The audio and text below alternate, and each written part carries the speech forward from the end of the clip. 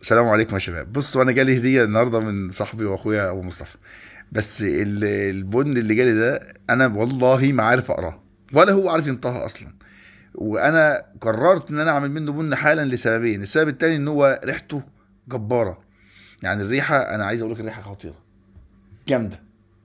فايه انا بقول اسمه ايه، بيقول لي سيفيانو بولو.